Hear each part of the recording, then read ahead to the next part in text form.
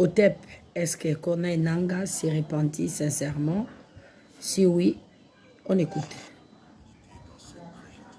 Je me désolidarise totalement du criminel Paul Kagame et de sa bande d'assassins dont les actions ont plongé notre peuple dans le deuil et la douleur. Je demande pardon du plus profond de mon âme à chaque Congolaise et Congolais. Je supplie la communauté nationale et internationale de croire à la sincérité de me repentir. Est-ce qu'il s'est repenti sincèrement? Je ne sais pas. Mais ce que je sais, c'est que ces discours me plaisent beaucoup.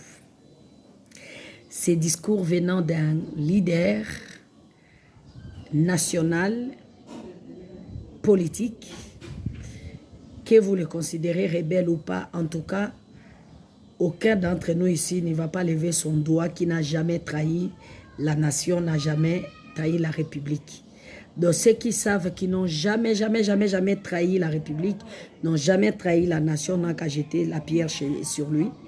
Et comme je sais que vous êtes tous coupables, donc personne n'a le droit de le condamner et de l'accuser. Donc ce discours est une première qu'un leader africain puisse se demander pardon. Waouh, Nangaa, puissant. Pour moi, je considère les repentis comme des hommes et des femmes les plus puissants de la terre.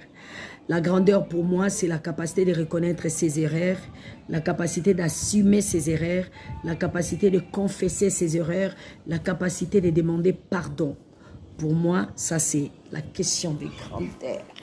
Donc, Nangaa, si tu t'es repenti ou tu t'es pas repenti, ces discours que tu m'as donnés donnent l'espoir qu'un jour, des politiciens se repentira. Un jour, des pasteurs, que vous appelez des pasteurs, se repentira.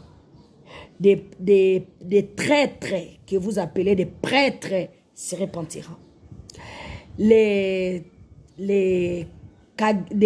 cannibalistes que vous appelez les traditionnels se repentira. Donc, un jour, nos chefs se repentira. Et ça, c'est l'espoir. Elika Moui Matondo, de m'avoir donné l'espoir. Merci à toi, Wanga Yambo, pour tout ce que tu as fait dans mon cœur, dans mon pays, dans ma nation, pendant ma vie. Entendre ces discours, ça me fait waouh.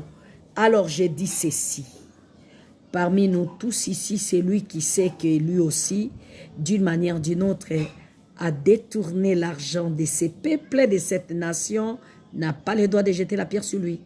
Donc si tu sais que tu n'as jamais péché, jette-lui la première pierre. À bon attendeur, salut.